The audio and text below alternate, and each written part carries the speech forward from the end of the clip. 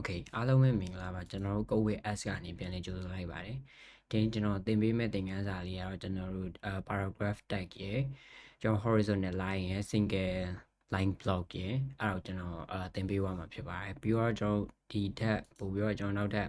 ဒီ formatting element တွေဖြစ်တဲ့ဒီ bold tag တို့ကျွန်တော် strong tag တို့ italic တို့အဲ့လိုမျိုးဟာတွေကိုလည်းကျွန်တော်တစ်ခေါက်တည်းစမ်းပြပေးသွားမှာဖြစ်ပါတယ် Okay ကျွန်တော် VS Code ကိုစောက်ဖွင့်လိုက်မယ်ကျွန်တော်အခု new file ဆိုပြီးတော့ဒီမှာကျွန်တော်တို့နာမည်ပေးရမယ်ပေါ့နော်ဒီမှာကျွန်တော်ကlike LE access1 lesson 3လို့ပဲပေးလိုက်တော့မနော် lesson 3.html sorry it's like lesson 4.html okay ဒီမှာဆိုလို့ရှိရင်ကျွန်တော်ဒီ exclamation ကိုဖွင့်ပြီးအနာကောက်ပြီးတော့ဒီကောင်ကိုရေးလိုက်မယ်ပြောလို့ရှိရင်ကျွန်တော်စမ်းပြပေးသွားမှာကကျွန်တော်paragraph တခုရေးမှာပေါ့ paragraph တခုမြေခင်ကျွန်တော်ဒီ LOREN ဒီ Loren ကိုခေါ်ပြီးတော့ LOREN Loren လို့ရိုက်လိုက်ပြီးလို့ရှိရင်ကျွန်တော် tab ခုံလိုက်လို့ရှိရင်သူ့ဟာသူ auto ဒီစာလုံးကိုသူgenerate လုပ်သွားတယ်ပေါ့နော်ဒီကောင်ကိုကျွန်တော်ဒီ format document နဲ့ပြန်ပြီးတော့ format ပြန်ပြီးလိုက်ဒီလိုမျိုးလေးဖြစ်သွားပြီ okay okay ဒီကောင်ကိုမဲကျွန်တော်အနည်းဆုံးLOREN Lawrence အဲ့ဒါကျွန်တော်900လောက်ဖြစ်တယ် okay right click format document with Prettier okay that's nice okay okay ကျွန်တော်ဒီကောင်ကိုဒီနေရာနေပဲကျွန်တော်အနာခောက်လိုက်မယ်ဒီမှာစာပိုက်လေးတစ်ပိုက်ဒီမှာလည်းကျွန်တော်စာပိုက်လေးတစ်ပိုက်အဲ့လိုမျိုးလုပ်လိုက်မယ် Ctrl S နဲ့ဆေ့ပြီးတော့ကျွန်တော်ဒီကောင်ကိုrun လိုက်မယ်ပါနော်ရန်လိုက်တဲ့အခါမှာဒီကောင်ကဘလို့ပဲလို့သူ့ရဲ့ကောင်ကဒီလိုမျိုးအပြစ်လိုက်ရေးပဲပေါ်နေတယ်အဲ့လိုမျိုးအပြစ်လိုက်မပေါ်ခြင်းဘူးဆိုလို့ရှိရင်ကျွန်တော်တို့စီမှာဒီ paragraph ဆိုရဲဒီ HTML element လေးတစ်ခုရှိရယ် okay ကျွန်တော်တို့ဒီ paragraph ပြီးဆိုပြီးရလိုက်မယ် tab ခုံလိုက်မယ် paragraph tag ကလည်းအဖွင့်ပိတ်ကြားထဲမှာရေးရနော်ဒီကောင်ကျွန်တော် Ctrl H နဲ့ဒီကြားထဲကိုထည့်လိုက်မယ် Ctrl V okay okay ဒီမှာလဲ paragraph tag ထဲမှာဒီကောင်သွားထည့်လိုက်မယ် Ctrl H Ctrl V okay ဒီကောင် delete တစ်ချက်လုပ်လိုက်မယ်ပြီးရင်ကျွန်တော်တို့Ctrl C Ctrl V okay Ctrl S and right click format document with Prettier nice okay အခုကျွန်တော်ပြန် run ကြည့်ရအခါမှာဘယ်လိုလိုက်အခါမှာကျွန်တော်ဒီကျွန်တော်ဆောင်းလာတော့ရေးလိုက်တဲ့ဟာလေးတွေကဒီ paragraph တက်ထဲမှာဖြစ်တဲ့ကြောင့်မို့သူကအဲ့လိုမျိုး paragraph အနေနဲ့သူတန်ရေးပေးပါတယ်ကျွန်တော်ဒီမျိုး block တစ်ခုချင်းစီလိုမျိုးပုံစံမျိုးသူကယူသွားပေးရပေါ့နော်အဲ့ဒါကျွန်တော်တို့ဒီ p tag ရဲ့အားသာချက်ပေါ့နော်ဒီ p element ကိုကျွန်တော်တို့ paragraph လို့ခေါ်ရဲ okay ကျွန်တော်ဒီမှာအဲ့တော့ကျွန်တော် heading 2လောက်သွားလိုက်မယ် heading 2လောက်သွားပြီးတော့ like this is an page graph example examples okay okay start ချလိုက်မယ် Control S နဲ့ကျွန်တော်ဟိုဘက်ပြန်သွားကြည့်မယ် okay ဒီလိုလုပ်မယ် okay this is a paragraph example ထိုးသွားတယ် okay ကျွန်တော်အခုနောက်တစ်ခုကကျွန်တော်ဒီ HR တခုပြမယ်ပေါ့ကျွန်တော်တို့ဒီကောင်ကိုဒီအောက်မှာကျွန်တော်မြင်းလေးတားချင်တယ်ဆိုလို့ရှိရင်ကျွန်တော် horizontal line ဆိုရယ်အားလေးတခုရှိရယ်အဲ့ horizontal line ကဘာလဲဆိုကျွန်တော် HR ပေါ့နော် HR ဆိုပြီးကျွန်တော်တို့ tab တစ်ချက်ကုန်လိုက် okay အဲ့ကောင်က okay အဲ့ဒါကို Control S နဲ့ကျွန်တော် save ပြီးတော့ကြည့်လိုက်မယ်ဆိုရင်ကျွန်တော်ဒီမှာမြင်းချောင်းလေးတစ်ချောင်းပေါ်လာရပေါ့အဲ့ကောင်ပဲသူကဒီ HR ရဲ့အသုံးဝင်မှာပေါ့ဒီကောင်အဲ့လိုမျိုးခေါ်ရယ် okay ကျွန်တော်ဒီမှာ this is paragraph ကိုကျွန်တော်ဒီမြင်းချောင်းတားလိုက်တယ်ကျွန်တော် BR ကတော့အရှိမတင်ခဲ့ပြီးတယ်အဲ့တော့ဒီထဲမှာပဲကျွန်တော်တို့ဒီမြင်းလေးတစ်ချောင်းချားတင်တယ်ဆိုတော့ကျွန်တော် BR တက်လေးသွားမယ် Control S နဲ့ save မယ်သွားကြည့်မယ် okay ဒီမှာကျွန်တော် BR လောက်တဲ့အတိုင်းကျွန်တော်ဒီမှာတစ်ချောင်းချားသွားပြီပေါ့နော် inline next line ကို single line ကိုဆင်းသွားပြီပေါ့ okay okay ကျွန်တော်ဒီကောင်ကဒီ 180i ပြသွားပြီဆိုလို့ရှိရင်ကျွန်တော်နောက်တစ်ခုသင်ပေးချင်တာဒီမှာ bold tab ပေါ့နော်ကျွန်တော်ဒီ low range ဆိုရဲဟာလေးကိုကျွန်တော်က bold အမဲရောင်လေးဖြစ်စေချင်တယ် bold လေးဖြစ်ချင်တယ်ဆိုလို့ရှိရင်လည်း b tab တက်ခုံမယ်ဒီကောင်ကို control h control v okay control s okay အဲ့ကောင်ဆိုလို့ရှိရင်ဒီကောင်လေးကအမဲရောင်လေးပြောင်းသွားပြီ okay ကျွန်တော်နောက်တစ်ခုအနေနဲ့ဒီနောက်တစ်ခုရှိသေးတာကျွန်တော်ဒီညာပြောလို့ရှိရင်ဒီအကြောင်းလေးကိုကျွန်တော်ဒီ italic ထဲမှာထည့်လိုက်မယ်အဲ့ဒါကို italic ဆိုတော့ i နဲ့စာတယ် tab ကုန်မယ်ဒီအရင်မှာကျွန်တော်ကိုလိုချင်တဲ့စာလုံးစောစောလေးရေးချင်တဲ့ဟာကိုအကုန်လုံးကိုဒီထဲကိုထည့်လိုက်မယ် uv okay control s okay ဒီကောင် reload ပြန်လုပ်လိုက်မယ်ဒီမှာဆိုလို့ရှိရင် sorry ဒီကောင် control မစိရတယ် control s okay reload ပြန်လုပ်လိုက်မယ်ဒီမှာဆိုလို့ရှိရင်စာကြောင်းလေးကစပြီးဆောင်းသွားပြီစာကြောင်းဆောင်းမှာကျွန်တော်မဲထပ်မဲကျင်တယ်ဆိုလို့ရှိရင်ဒီထဲမှာကျွန်တော်တို့ဘိုးတင်ကျင်တယ်ဆိုလို့ရှိရင် b tab အဲ့ထဲမှာကျွန်တော်တို့ဒီကောင်လေးကိုသွားပြန်ပြီးတော့ထည့်လိုက်ရတယ်အဲ့လိုမျိုးလဲဒီမျိုးတွေထဲမှာအဲ့လိုထပ်သုံးရတော့เนาะအဲ့တော့ကျွန်တော် right click control s လုပ်မယ် right click ဒီ format document with go formatter okay ဒါသူ format ကြတခုဖြစ်သွားပြီ okay ကျွန်တော်ဒီပေါက်ပြန်သွားကြည့်မယ် okay အဲ့လိုမျိုးလေးပေါ့နေ okay ကျွန်တော်လည်းဒီကောင်းတိပြသွားပြီဆိုလို့ရှိရင်ကျွန်တော် mini project အနေနဲ့ project လေးကျွန်တော်တခုလုပ်ပြမယ်ဒီကောင်နဲ့ပတ်သက်ပြီးတော့ letter လိုမျိုးပုံစံကျွန်တော်ဘယ်လိုမျိုး create လုပ်ရမလဲဆိုတော့ okay like letter html okay enter ခေါက်ကျွန်တော် exclamation နဲ့ enter ခေါက်ပြီးတော့ဒီကောင်လေးရအောင်ယူမယ် okay မှာဆိုလို့ရှိရင်ကျွန်တော်ဒီ letter တစ်ခုမှာဆိုလို့ရှိရင်ကျွန်တော်အရင်ဆုံးlike ပေါ်မှာဆိုလို့ရှိရင်ကျွန်တော် name နေပါမယ်name okay ကျွန်တော် name ကိုlike heading file လောက်ထားမယ် okay name ကဘာတူလဲ like momo okay နောက်ထပ် h5 ပါမယ် like age ကဘယ်လောက်လဲ like for example like 18 okay address ရဲ့ address ကိုလည်းကျွန်တော် h5 နဲ့ရေးမယ် tab like address address ကရန်ကုန်ရန်ကုန်ပေါ့နော်အဲ့လောက်ပဲရေးလိုက်မယ်နော်ရန်ကုန် okay ကျွန်တော် right click ထောက်ပြီးတော့ open in other browser okay Google Chrome သွားကြည့်လိုက်ကကျွန်တော်ဒီလိုမျိုးပုံစံထွက်လာပြီပေါ့ name ရဲ့ age ရဲ့ address ရဲ့ okay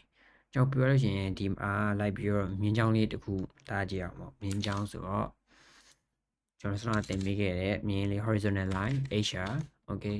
ဒါ enter လိုက်ခောက်စရာမလိုကျွန်တော်နည်းနည်းအမြင်ရှင်းအောင်လိုက်လုပ်ပြလိုက်တာ hr okay hr အောက်မှာကျွန်တော်လိုချင်တဲ့ paragraph ကိုစာရေးမယ်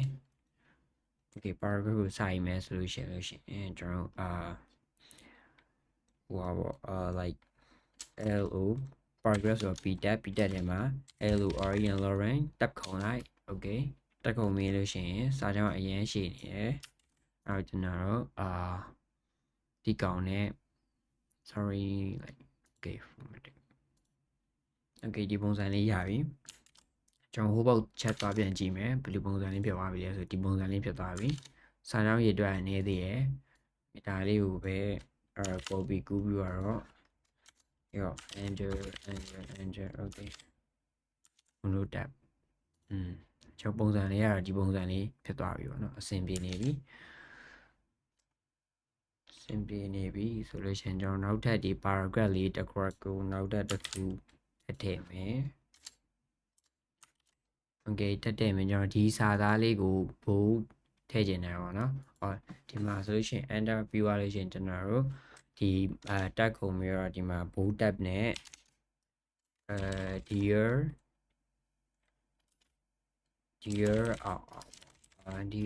comma okay control s ဟုတ်ပြီအဆင်ပြေပြီဒီကောင်ကနေပြီးတော့ enter တစ်ချက်ခောက်မယ် ကျွန်တော်တို့ BR line တစ် line ဆင်းမယ်ဆင်းပြီးတော့မှနောက်ထပ် like B tab နဲ့ like your lovely comma okay ဒီမှာပဲကျွန်တော်ဆက်ပြီးရေးပြအောင်မယ် BR ဒီမှာနောက်ထပ်like ဒီမှာ strong tag နဲ့ရေးကြည့်မယ် SCRONG strong tag နဲ့ကျွန်တော်ဒီကမောင်မောင်ပို့ရဆိုတော့ like မောင်မောင်ပို့လိုက်တယ်ဒီစား okay control s ဟိုဘောက်ချွန်ချက်သွားကြည့်မယ် right click okay အဲ့တော့ဒီ letter လေးကဒီလိုမျိုးလေးဖြစ်သွားပြီပေါ့နော်အဆင်ပြေသွားပြီ okay okay အဲ့ဒီတော့ကျွန်တော်နောက်တစ်ခုသင်ပေးပါမှာဒီစာကြောင်းကိုကျွန်တော်တို့ဒီ strike ပေါ့နော် strike strike ခဏလေးဒီလိုမျိုးလုပ်ပြရတော့ဒီကောင်ကိုဒီမှာပေါ့ကျွန်တော်တို့ p tab နဲ့ဒီမှာ pric strong tag ကိုထပ်သုံးလိုက်မယ်p tab မဟုတ်ပဲနဲ့ strong strong ဒီ strong tag ထဲမှာ price price ကိုဒီ s price သွားတယ် price ကဒီ strong tag ထဲမှာဝင်သွားတယ်နောက်တစ်ခုကို strike tag ထဲကိုသွားမယ် strike tag ထဲမှာlike 100 okay do as ဒါဆိုလို့ရှိရင်ဒီကောင်လေးကအရောင်းမိတ်နေနော်ဒီလိုမျိုးဒီဒေါ်လာ100ကိုဈေးချတာပေါ့နော် price ကဒေါ်လာ100ကိုဈေးချတာတယ်ဘယ်လောက် price နဲ့ပေးထားလဲဆိုလို့ရှိရင်ကျွန်တော်တို့ကိုဘယ်လောက်နဲ့ပြန်ပေးထားမလဲဆိုလို့ရှိရင်ဒါက italic နဲ့သွားမယ် italic itab တွေမှာဒေါ်လာကျွန်တော်တို့ကို like 80နဲ့ပေးထားတယ်ပေါ့အဲ့လိုပုံစံနဲ့ရေးမယ်ဆိုလို့ရှိရင်ပြီးရင်ကျွန်တော် control s tab ကုန်ဝယ်လို့ okay ဒီ price က original price က100ဒါလေးကိုမြင်းဖြတ်လေးဖျက်ချင်တယ်လို့ရှင် strike လေးသုံးပြီးတော့မှကိုလိုချင်တဲ့ဟာကို like italic လေးနဲ့သွားတာဘာလို့ဒါ XML ပြပြရပါ okay အဲ့တော့ဒီကောင်ကျွန်တော်တက်ဖယ်ပြီးတော့control h နဲ့ဆောင်းနာတော့ကဒီ lesson 4ဆိုရဲဒီမှာကျွန်တော်သွားပြီးတော့ထည့်ပေးလိုက်မယ် okay ကျွန်တော်တို့နောက်ထပ်ဘာရှိသေးလဲဆိုတော့ကျွန်တော်ဒီ PowerPoint မှာဆိုလို့ရှိရင်ဒီ strong tag ကျွန်တော်စမ်းပြပြီးသွားပြီ bold tag ကအသုံးဝင်တဲ့ italic ကမြင်းဆောင်နေကျွန်တော်နောက်ထပ် emphasize တို့ mark တို့ small တို့ small ဆိုတာတေးသွားတာဒါ delete လုပ်တဲ့ဟာတွေကျွန်တော် insert ဒါရဲ့တိတ်အရေးမကြီးဘူးပေါ့နော်ဒီ sub တို့ဒီ sub တို့ကကြာကျွန်တော်တို့ဟိုဟာတင်ချာကဏ္ဍတွေပါရေးမယ်ဆိုလို့ရှိရင်တော့အရေးကြီးရပါဒီကောင်တွေကတော့ကျွန်တော်တိတ်မစမ်းပြရဘူးပေါ့နော်နားမလဲရရှိလို့ရှိရင်ကျွန်တော်လာပြီးတော့မေးမြန်းနိုင်တယ် okay ကျွန်တော်ဒီ code လေးချက်ပြန်ပြပေးမယ်ဒါကဒီ letter ဆိုတဲ့ project ရဲ့ code လေးပေါ့နော်ဒီကနေစမယ်ဒီထိသူ့ရဲ့ result ကဒီပုံစံနဲ့ထွက်မယ်နောက်တစ်ခုကဒီမှာဒီကောင်က lesson 4ကျွန်တော်ဒီစာပိုက်တွေပဲသွားတယ်ဒီဟာကျွန်တော်လည်းဒုံစံနဲ့မတူလဲရတယ်ကျွန်တော်ဒီ bold tag တို့ italic tag တို့ဘယ်လိုမျိုးသုံးလဲဒီ strong တွေ strike တွေဘယ်လိုသုံးလဲဆိုတာသိလို့ရှိရင်ရပြီ okay အဲ့တော့ဒီထဲမှာမှကျွန်တော်အရင်တော့သင်ပေးခဲ့တဲ့ဟို style ဆိုတဲ့ element attribute လေးတစ်ခုရှိရဲ့အဲ့ထဲမှာကျွန်တော်ဒီ color တွေပါသွားပြောင်းချင်သွားပြောင်းလို့ရနော် red okay control s ဒီကောင်လေးကျွန်တော်နောက်ပိုင်းသေးစိတ် css ကြားလို့ရှင်သိကြသင်ပေးသွားမယ်ပေါ့အခုကတော့ဒီကောင် red ပြောင်းတာတို့ဒီ style color နဲ့ပဲသွားတယ် okay လို့ရှင်ဒီ sky color မှာတခြားဟာရှိတခြား attribute တွေတခြား property တွေ value တွေအများကြီးရှိတယ်အဲ့ဒါနောက်ပိုင်းကျွန်တော် css ကြောင်းမှာသိကြသင်ပေးပါမယ်အခုတော့ HTML သင်နေတဲ့အတွက်ကြောင့်မို့ကျွန်တော်တို့ဒီထိရပြီဆိုလို့ရှိရင်အဆင်ပြေရယ် okay ကျွန်တော်တက်လက်စားတဲ့ဒီsub တို့ပါတော့တစ်ခေါက်တည်းလုပ်ပြအောင်သိချာမသိမှာဆိုတော့ okay sub okay စမ်းကြည့်လိုက်မယ် okay like one sorry sub 2 okay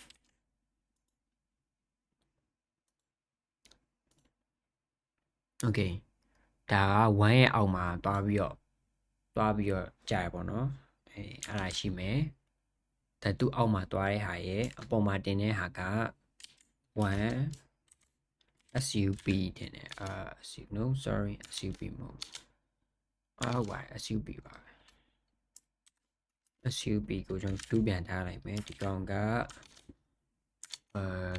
ဒီကောင်ကကျွန်တော်အပေါ်မှာတင်တယ်ပေါ့ဒီမှာ okay ဒါအပေါ်မှာတင်နေဝအောက်မှာချတယ်အမှမှာကျွန်တော်နောက်တစ်ခုထပ်ရှိသေးတာကကျွန်တော်ဒီမှာပေါ့နော်like Mao to that he is a man okay ဒီလိုမျိုးကျွန်တော်ရေးလို့ရှင်လည်း error တွေနောက်ပိုင်းဖြစ်ကောင်းဖြစ်နိုင်တယ်ပေါ့နော်အဲ့တော့ကျွန်တော်ဒီကာကိုဒီ double ကုတ်စားကျွန်တော်ဒီမှာသုံးတဲ့ဟာတွေတခုရှိရဲအဲ့ဒါက Jew တက်ထဲမှာ he's a Batman okay အဲ့ဒါကိုထည့်လိုက်တာ okay Control S okay ဒီမှာ okay ဒီမှာသူ့ double ကုတ်ထဲမှာဒီကောင်ကပါပါဘောနော်ကျွန်တော်ဒီကောင်ကိုပြီးတော့ဒီလိုမျိုးမလုပ်ချင်ဘူးဆိုလို့ရှိရင်ဒီကနေပြီးတော့တစ်ချက်ထား Control S တော့ပြင်ကြည့်လို့ရ right click ဒီအောက်ရောက်ပါပြီ okay ကျွန်တော်ဒီနေ့သင်ခန်းစာလေးကတော့ဒီလောက်ပါပဲကျေးဇူးတင်ပါတယ်နောက်ကြမှာပြန်တွေ့ပါမယ်